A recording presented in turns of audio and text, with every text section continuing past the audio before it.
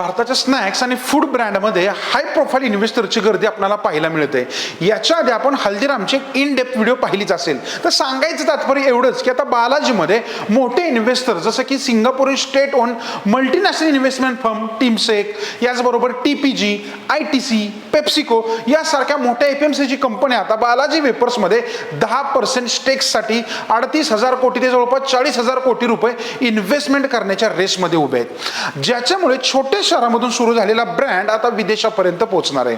त्याचबरोबर महत्त्वाची गोष्ट म्हणजे हल्दीराममध्येही टीमसेकने 10% स्टेक्ससाठी 40,000 कोटी इन्व्हेस्ट केले आहेत। आणि या मागचं कारण जर आपण पाहिलं तर भारतामध्ये पॅक फूड आणि बेव्हरेजेस ही इंडस्ट्री जवळपास 33.7 बिलियन डॉलरची आहे आणि पुढे अजून मोठ्या प्रमाणावर याच्यामध्ये वाढणार पण आहे। आणि त्यामुळे हे दोन्ही इथनिक ब्रँड्स मार्केटवर वर्चस्व तर आहे, पण इन्व्हेस्टमेंट आल्यानंतर आणखी वर्चस्व वाढायला मदत होऊ शकते। तर तुम्हाला काय वाटतंय, हे दोन ब्रँड भारताबरोबरच जगावरही राज्य गाजवू शकतात का? कमेंट करायला विसरू नका आणि चॅनलला महत्त्वाची गोष्ट म्हणजे सबस्क्राईब करा।